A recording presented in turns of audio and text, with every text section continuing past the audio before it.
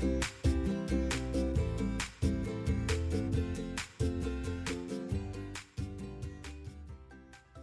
and welcome back to Draw at Home with Tupperberry Art. I'm Kimberly, joined again with Stella, my sweet daughter.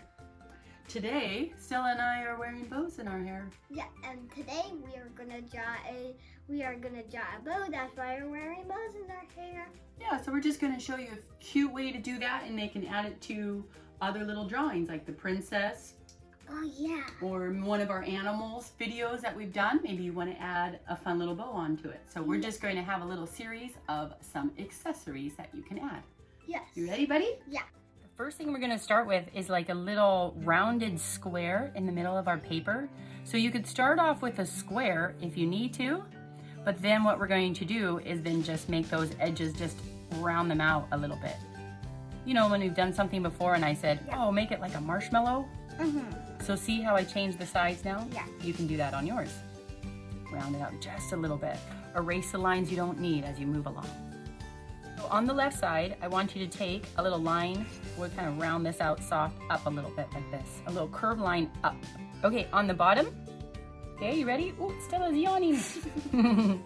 We're gonna do a little line out to the side, a little curved line down this way. There you go. And now, instead of going a straight line 1 to 1, just like a little rainbow, round it and connect those two lines. Perfect. Now on the other side, at the top, make that little rounded line come out. And on the bottom, make it the same size as the other one, round it out as well. Nice. And then again, instead of making a straight line down, curve that line out a little bit. Connect the top to the bottom.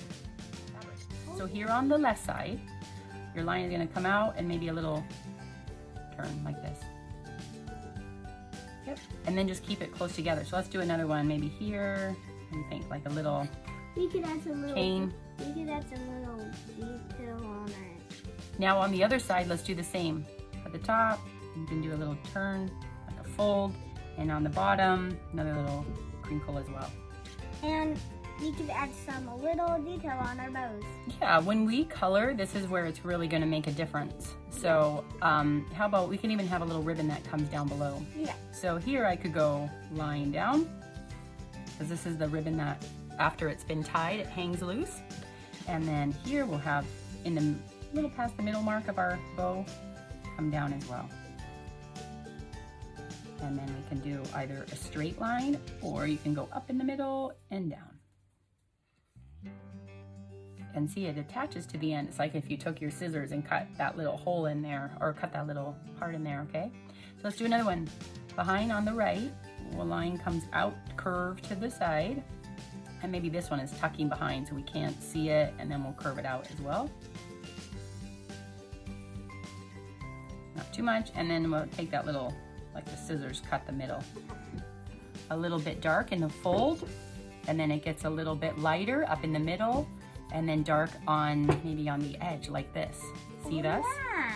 So now, as it comes away from the center, it's gonna cast a little bit of a shadow. So this is going to be my dark part in here, and then even coming out from here. Now I have a darker area identified, and then I can color the next part in a little bit lighter. Under here, this is gonna cast a shadow as well. So this is gonna come and be a little bit darker there. And then behind the bow, it got tied, and it's going to be a little bit darker there and come out. So now what we're going to do, so the first thing we're going to do is we're going to mark where the dark part's in. Then we're gonna have another color to, then we're going to have another color to put in the lighter shade, and then we're going to bring it all together. Yeah. So I'm going to do the same thing that I did here on this side. And remember, when you're using colored pencils, you can color on top of each other and shade. And often what I do is have two colors in my hand and I work back and forth. So you ready to color? Okay.